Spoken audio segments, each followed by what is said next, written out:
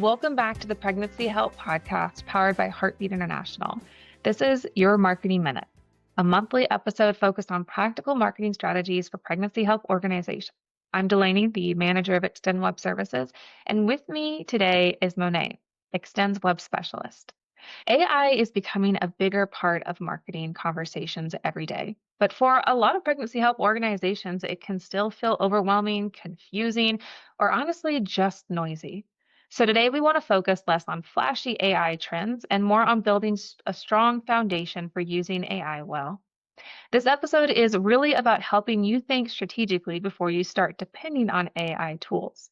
We'll talk about governance and policies, how to avoid generic AI slop, how to ask better questions through scaffolding, how AI can help you evaluate your website and messaging from a client perspective, and how to use AI to better understand your statistics and recognize patterns in your marketing.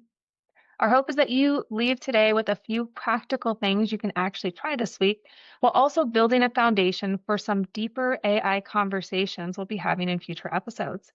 So, we're going to jump into minute one. Monet, how are you feeling about this new format?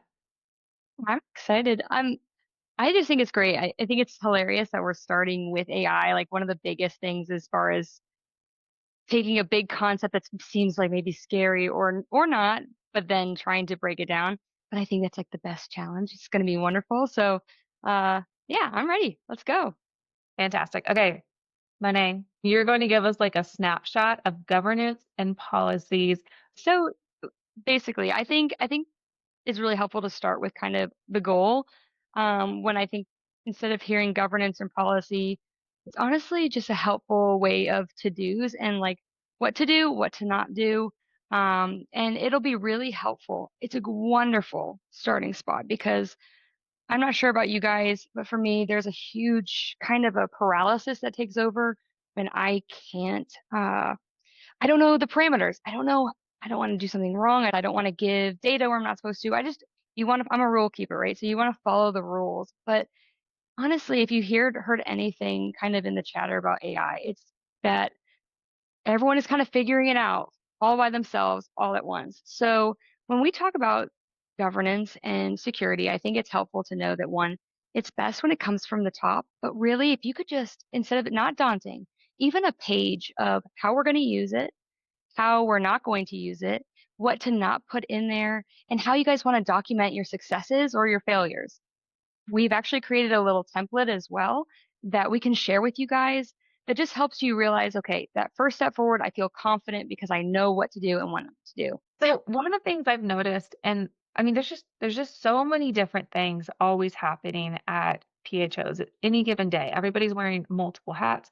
One of the things I've noticed is that sometimes there aren't firm like policies in place for certain things. Or like if somebody, just as a simple one that we've run into time and again is when somebody is leaving an organization, there's not like a check, like an offboarding checklist of like, okay, these are all the things that this person's personal or work email might be attached to. Let's make sure we transfer everything over.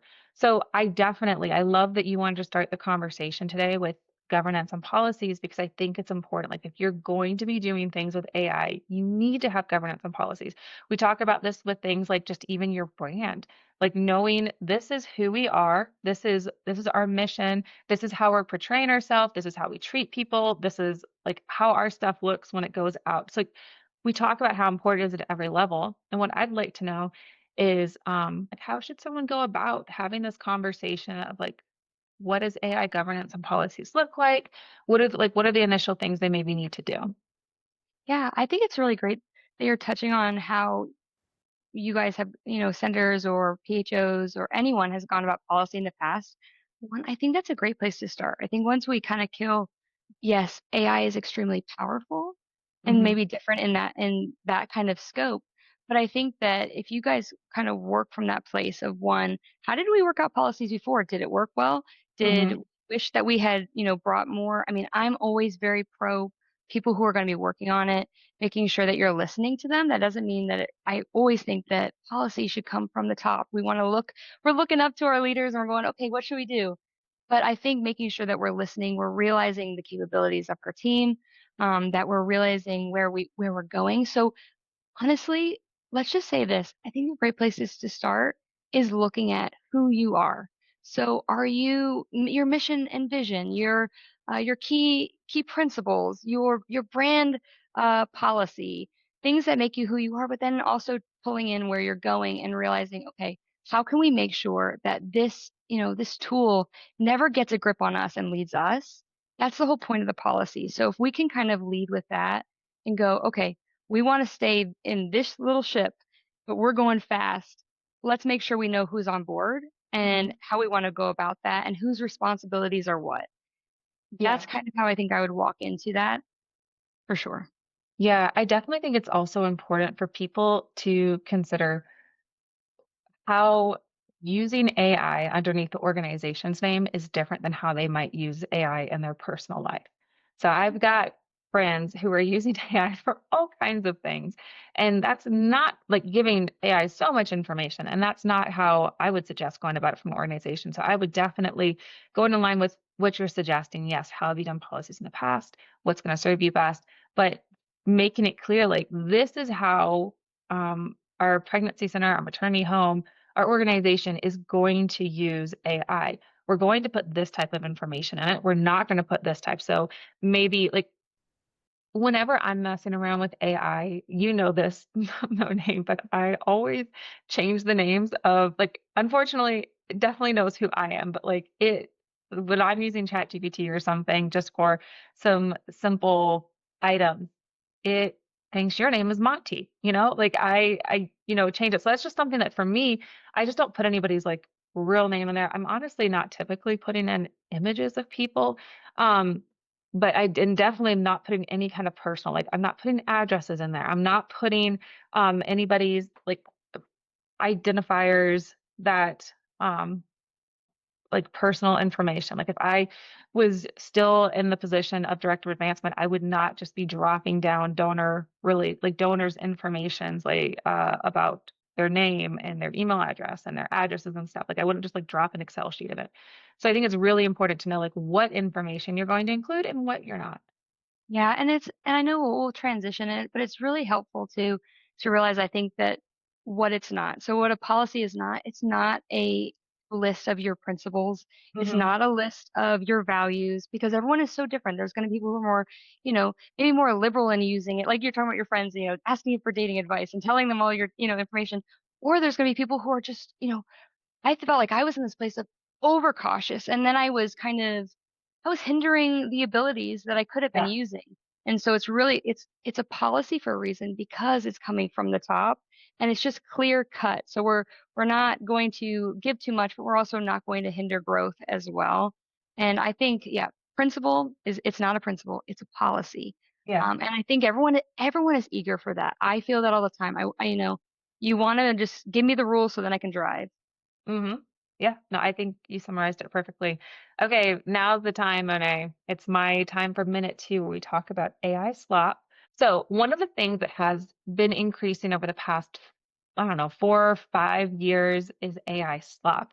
And that is generated content by AI that is possibly low quality. It is typically has some type of errors or like weird things. And it is true. AI is getting significantly better at doing things like generating human images and everything. However, there's still sometimes some oddball things.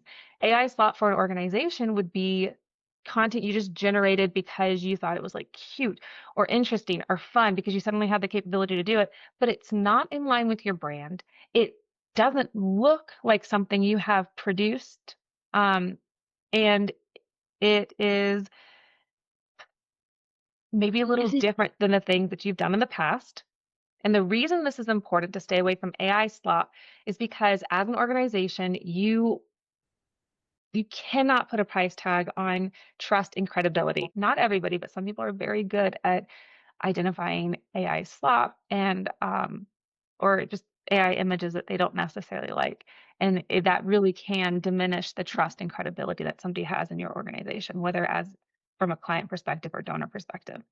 I think what you're saying reminds me of back, I don't know what year it was, but remember when Alexa came out with Amazon, like the little boxes, and then Yeah. everyone, I feel like within that year was like, oh, I just named my daughter Alexa, or like there was just like this like tiredness around Alexa because it was Alexa this, and then I feel like we are now in that rest in peace to the long dash because if everyone kind of sees that sometimes too, and it's sad Oh because gosh. I love the long dash. There's people who used it before. It does not mean that it's AI, but now there is like it's the user experience now. We see that long dash and we think, okay, this is built by AI. And I think that giving your readers, giving your audience, everyone more credibility, honestly, or more like viewing, yeah, credibility where they can see it.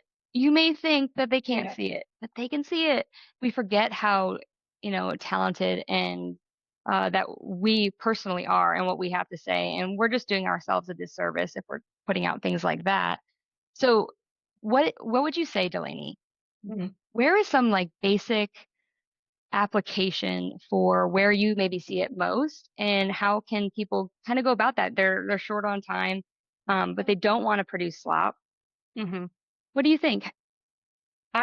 The places I've seen it a lot is social media posts. So you don't have a ton of time in your hands, but you want to connect with people, you want to put out content. And so maybe you go to ChatGPT and you say, "Hey chat, this is the information about this event I have coming up. Please generate a content that has this stuff." And maybe you throw in a picture of yourself so that makes you look like some kind of Pixar version of yourself. And there's a lot of things in this image. Maybe it's stuff like, and maybe it's for a diaper drive. And so you have all these like baby item imagery. Um, and it just like it doesn't look on brand. It it looks a little fake. Um, and there's something about it that's still a little unsettling. Whereas if you had used something like go to Canva, and Canva has all kinds of AI features to make like design easy and accessible. I would go there instead and use their AI features to try and develop something. I would also, regardless of where I'm going, I would look at like what have we generated in the past and kind of keep it in line with that look. Sure, you can make it look a little bit more polished, but so it looks like your organization. I, it's sad too. Like maybe it's just so important what I'm happy you talked about social media because that's where everyone's craving. That's your place for authenticity. Mm, So the idea that that's kind of where we are gravitating to, and the second piece I'm thinking as well is honestly, we may also show our age. We do that with websites all the time. We're thinking, okay, see this through the eyes of your audience, not through okay. what you would produce. And sometimes we kind of give little tells because there's certain demographics and age that would like to produce different things, and maybe that's Oh where we yeah. meet this. So yeah, oh, that's great with Canva too, because I think Yeah. a lot of people are kind of have adopted that. I just want to clarify, we are not opposed to using AI. Obviously, I just told you that I use ChatGPT, and we'll get into some of the things that we think this like how it could be effective for you. But when I'm talking about AI slop, that's really just us saying like if you're going to use AI, make sure you're using it responsibly and effectively. That it's something that is boosting up what you guys are already doing well at your organizations versus being a detriment in any way to like the trust or credibility you have to the good things that you are doing. And the funny thing is even if something looked really good, sometimes if somebody thinks, oh, it's AI, it loses value. So it's really just stay away from AI slot. But yes, we are definitely for you using it effectively, which is actually what Monet is about to get into because minute 3 here is all about well, we call it scaffolding. I don't know if that's how Monet is going to say it, but how to ask AI, like what prompts, like a good prompt you could give AI to get a good result. So whether you're going to um, ChatGPT and you're on desktop, so these are kind of those basic fronts, or like for me, I use Claude, um, and going in there and you type it away. One, it's fantastic. Now we can use natural language, and so that has been a huge barrier we've been able to overcome. But realizing this, it's not just about asking questions.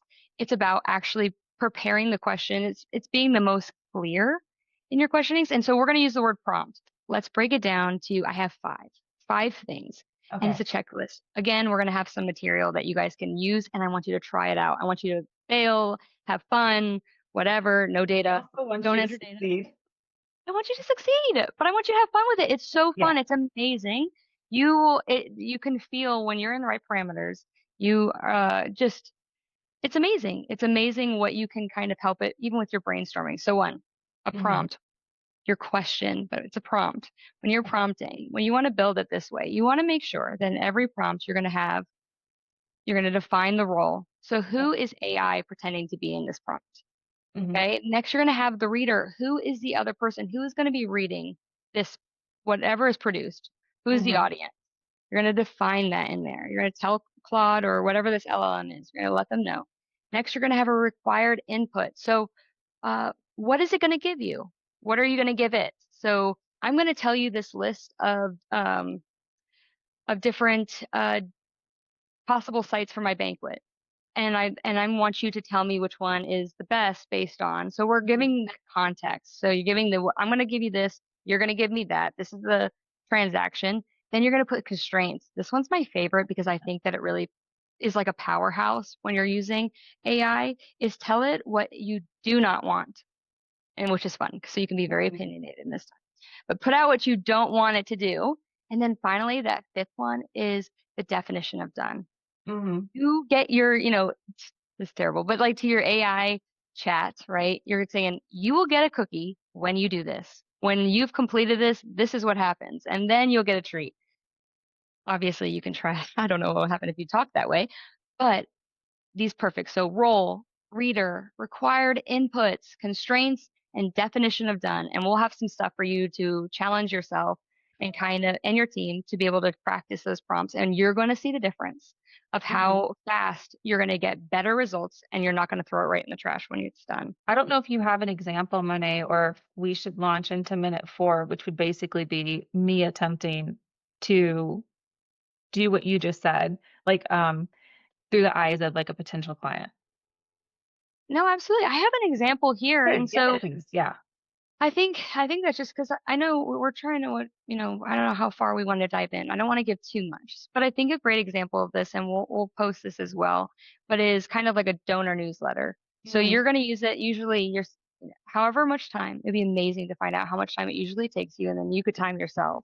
But donor newsletter, you're going to go in there and you're going to create this prompt, and Hmm. you're going to make sure that first off, tier one, no client data, no donor data. Don't even think about it. Nothing. This is all generic, but you're going to Okay. describe, okay, I am the uh, director of advancement, and I am going to be writing a mass email letter to our donors to tell them about our upcoming banquet. So we've covered who the role is, who the reader is, required inputs. Please make sure to list the date Hmm. and the location and you're putting this in there as far as like Yeah. we're going to use this place and this time, and it's going to cost this much money to be able Hmm. to take a seat. And please make sure to reach out to so and so. So you're putting in that context there. Then you're putting in the constraints. Please make sure not to name a single donor in this because we're going to use it as a template for our email chain. Also, make sure not to date the banquet for the year because we're also going to use this year after year, and we don't want it to be misconstrued, as well as do not use basic formatting. Make sure you only use our brand colors. And then the definition, this will be completed as done when it is you have completed it, you've double checked your work. Please no long dashes, and that it is in a Word doc file that is a certain size file. Boom, that's the definition done. You put that prompt in, and you're going to see within 10 to 20 seconds, it's going to Hmm. live time produce this for you. Now, you're not done at this point. This point, now the real expert comes in, which is you. And we get to come in. There should always be a human at the front and a human at the end, really tearing it apart. And you feel free. This is what called like the word iterate is if it comes out and it's totally missed the mark, say, okay, hey, you missed the mark a little bit, and you go back through your scaffold and you tighten it and you tighten it and you tighten it. At the very end, you never just send it out. You have go through the normal process as if someone in your team had produced it as well. Yeah.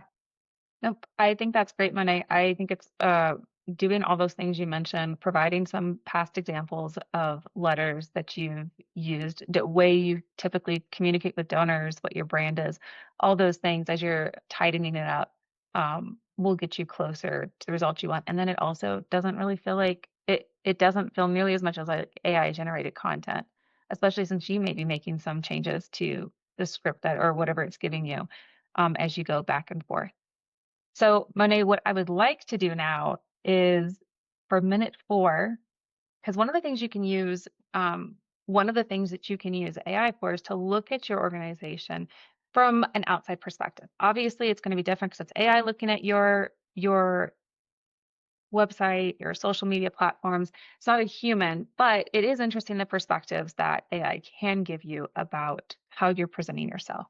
So, what I'd like to do for minute 4 is to kind of break down what it would look like to prompt for trying to reach that, say, 18 to 32-year-old or specific age. I'm going to run through it and then you add in anything that you think, okay, well, yes, but also this, or actually don't do that. Do this instead. You ready? Yes, I'm so ready. Okay. So if I was putting this in ChatGPT or Claude or some other AI platform, I would start with like who. So I say I'm trying to reach this 18-year-old woman who may be in need of our services. These are the different external facing sites and platforms we have. So social media, websites, anything else you can think of that they might be able to find you on. And then say that like I want to know, so chat, you are this 18-year-old woman, how are you feeling about our website? Are you able to get the information that you need from us? Do you feel safe? Like how does the website and social media make you feel? How do you feel about us before you've ever interacted with us? Um, Give me a glimpse into the headspace. And also, this would be really cool as somebody navigating those different platforms, like what are your initial thoughts as you're looking at these things? And then also provide me with a list of um, recommended changes. And then this one's just like added, like you don't need to do this, but it could be fun. Is if you have some other pregnancy centers or maternity homes in your area or just ones that you like really like, also ask it to compare it to that center or that maternity home where it's like, okay, like you've said these things about us. How do we compare to this one? Like maybe you consider one to be like a model. I know some centers and some homes sometimes have like parent organizations. So like how do you compare to that? So, Monet, what would you add to that? Anything you would change? No, as I think as long as at the very end you say, and I want this produced like the definition of done, just whatever, however you would like that result to come through to you and how you want them to answer you, whether it's in document or you just want them to list it right there on the chat. But no, I think that's fantastic. It's definitely a different perspective and it's so useful. It just speaks to the versatility of this tool. So I'm Yeah. happy you touched on it for sure. You know what? I would also add, like, obviously it's going to know the city you're in, but I would emphasize, like, I am wanting the perspective of somebody who's in this age range in this city. You can always provide, you can tell it to like log into like census data, like log into whatever it is they would need to on, on the internet to get the information. Yeah, absolutely. And know this too, and this is just part of that safety piece, and that when you're going to policy, just as a frame of mind, there's a lot more to Mhm. it that you have to check for. But if you have to log in, it's yours and it's private. So if you Yes. have to log into that, that is, and that counts for your social media as well. So just thinking about social media, your LinkedIn, anything that you log into is naturally private. It does not have access to unless you grant it. And it could feel very easy to go ahead and do that. So just keep that in mind. But understand this, if you log in, it's yours. Yeah, Uh, and we will have a conversation in the future about data. The type that we're talking about right now, though, is that it can external facing Facebook. Like it can't see on the inside. But like if I was just like, hey, pull up so and so's Facebook, it could see that. We yes. don't want it to get. I don't want anybody to get confused about like if you have the example of like the potential client looking at your stuff. No, fantastic. That's why your website is wonderful. That's how AI was built. It was on all the things that have lived on the internet all these years that we said it never will go away. That's now It's true. literally now it's AI. If you have like next level for like client data management, all that information, it can't see that. It's behind that username and password. So it can't see all the data you have there. Anything that you have made public, it It can see, and that's something to keep in mind, but we will dive into that deeper in the future just because we wanna make sure that while we are encouraging you to use AI, we're also giving you some really good parameters. So, one of the things that I really enjoy about AI, we got into this a little bit with the outside perspective, like how does a potential client view your website and stuff? What are they getting from you? What I really like is just like how it can give you different perspectives, how it can maybe highlight some things that you haven't noticed. Like I love that you could use AI to um, pick up on certain patterns or trends that you are experiencing in your marketing. It could be something as simple as I know something Monet you've talked a lot about is how long is it taking you to do certain tasks? And how long could it take you to like could you cut down on that time by using AI, but also just to kind of figure out like where is your time being spent? Another thing that I really like is okay, what does it look like to look at the fundraising efforts we've done and um how do we grow? How do we grow beyond where we currently are? One of our other concerns is just using AI very responsibly and making sure that the data that everybody has for their organization, that they're being good stewards of it. So we are going to have another conversation, hopefully next month, focused on AI, your data, how to get the most out of AI without while still being responsible with your data. So like really dive into data and how to properly protect it. Yeah. So Monet, within that parameter, what would it look like if I had a walk for life and say we raised $45,000? We had like, I don't know, 120 participants. Some of those participants were staff. I want to know like this is what we basically how can I figure out using AI um how well we did and maybe things that we could do better the next time it's time to plan for the walk for life. What would that prompt look like? What would that whole thing be? Yeah, absolutely. I think it's really helpful too, and hopefully gives context or at least a little parameter to what Delaney's kind of talking about with data.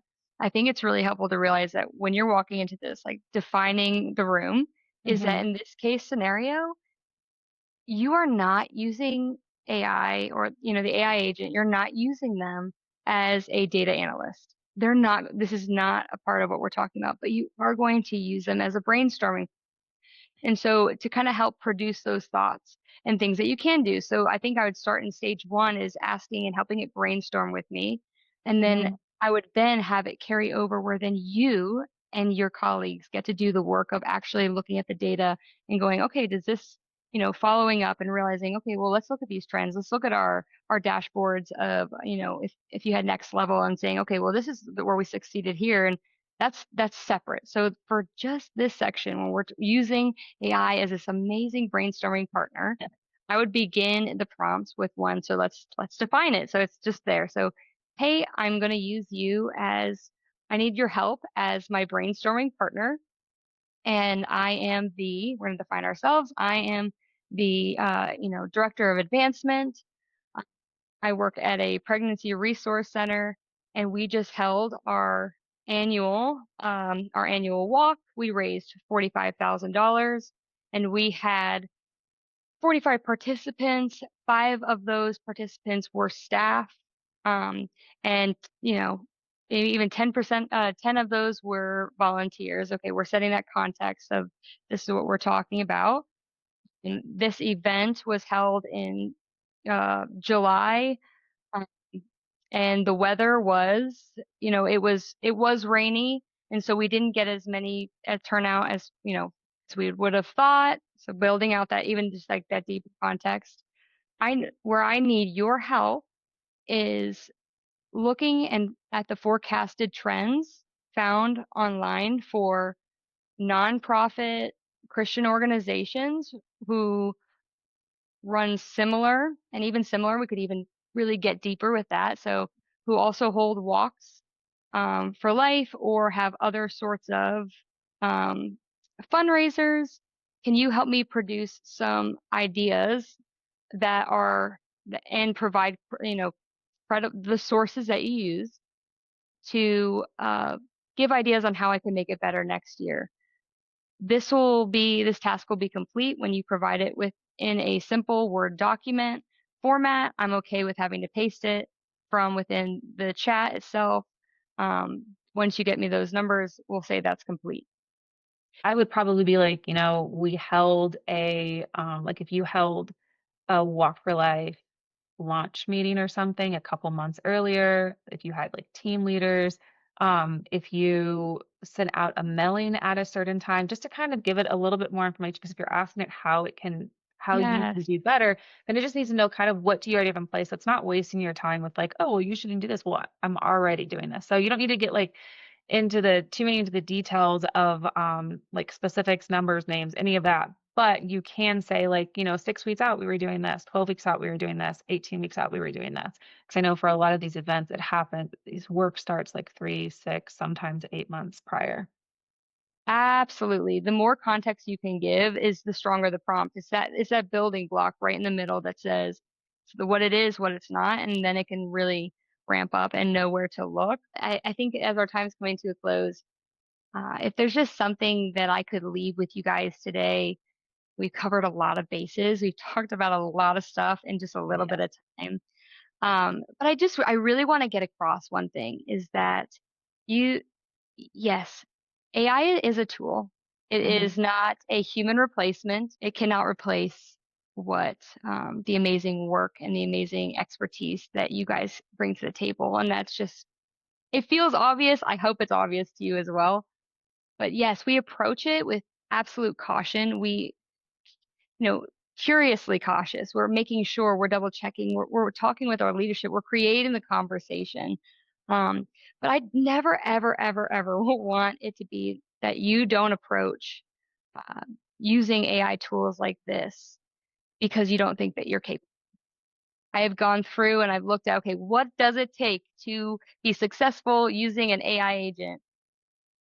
And they are all things. It's not ironic, but they're all different characteristics that make up PHOs. It's agility. It's quick to action. It's analyzing and listening, truly listening and observing. And so as you guys walk together as a team, and you decide what is your policy and what's best for you guys, and you really get your hands dirty and you learn and just know that I have zero doubt in my mind your abilities moving forward. I think that I'm already excited for our next conversation because it's just the beginning of getting to have just really good conversations, some that you guys are already having. So, with that, I think that's a close for this segment. And I'm excited to see what happens next with Marketing Minute.